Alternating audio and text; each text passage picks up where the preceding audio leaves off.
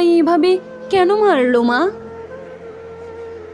মা, আমি তো যেমন ডিউটিতে যাই সেরকমই ডিউটিতে গেছিলাম, কিন্তু আমি তো জানতাম না যে আজই হবে আমার শেষ দিন।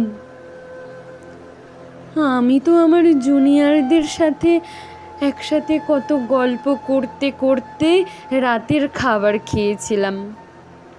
জানো মা, অনলাইন থেকে অর্ডার করে আনিয়েছিলাম আমার প্রিয় খাবারটা, ওটাই আজ খেয়েছিলাম। তখনও যদি একটু বুঝতে পারতাম এটাই শেষ খাওয়া, এটাই শেষ গল্প। ডিউটির বাঁধনে আমি যখন ক্লান্ত হয়ে গেলাম মা, আমার চোখ দুটো ঘুমে বন্ধ হয়ে যাচ্ছিল, একটু শরীরের ক্লান্তি মেটাতে গেলাম। তখনও যদি বুঝতাম মা সারা জীবনের মতো বিশ্রামে চলে যাব। তখন ভোর রাত, আমি ওয়ার্ডে একা। তখন ভোরের শীতল বাতাসে আমার একটু ঠান্ডা লাগতে আমি লাল চাদরটা ঢাকা দিয়ে একটু চোখ বন্ধ করেছিলাম শুধু। সেই সময়ের অপেক্ষায় থাকা ওরা আমার সাথে, ছি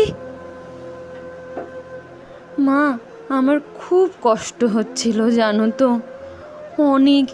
অনেকবার আমি বারণ করেছিলাম, চিৎকার করেছিলাম, বাঁচাও বাঁচাও, কে আছো আমাকে বাঁচাও।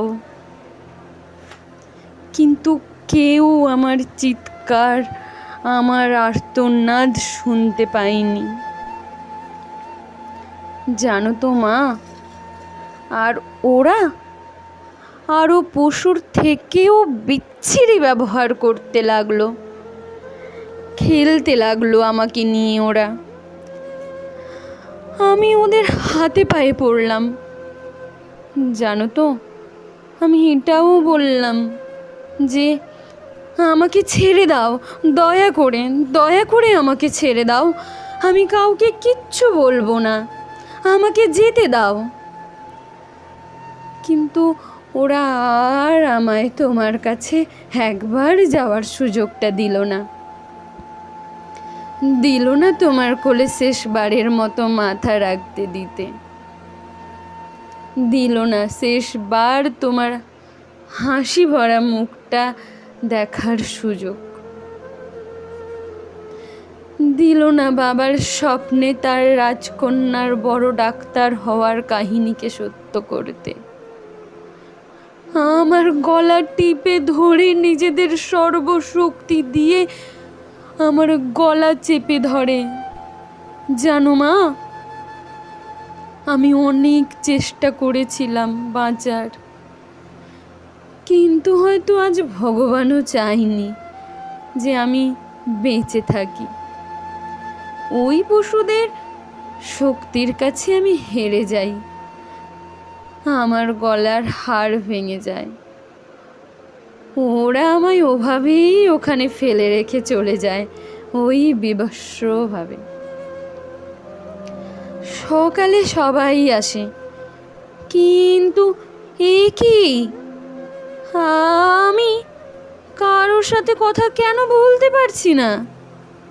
তোমাকেও দেখতে পাচ্ছি, তোমায় কত করে ডাকছি, তুমি শুনতে কেন পারছো না মা আমার ডাক? ও মা গো, এই তো দেখো না মা, ও মা, এই তো আমি, তুমি কাঁদছো কেন? কি হয়েছে তোমার? ও মা। দেখি মা সামনে একটা লাশের দিকে তাকিয়ে হাউ মাউ করে কাঁদছে। লাশটার মুখ দেখতে পেয়ে আমি শিউরে উঠি। এ কি, এটা যে আমারই নিথর দেহ, আমি কি তবে মারা গেছি? আমিও কাঁদতে শুরু করলাম। সবাই আমার এই মৃত্যুতে শোকাহত। সারা দুনিয়া আমার মৃত্যুর ঘটনা আপাতত জেনে গেছে। সবাই বিদ্রোহ করছে, কিন্তু আমি আমার নিথর দেহের দিকে তাকিয়ে রইলাম। আমার চেষ্টা তো আরো ভালো হতে পারত, বলো মা?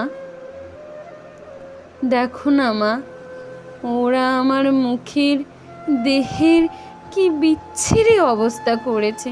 দেখো মা,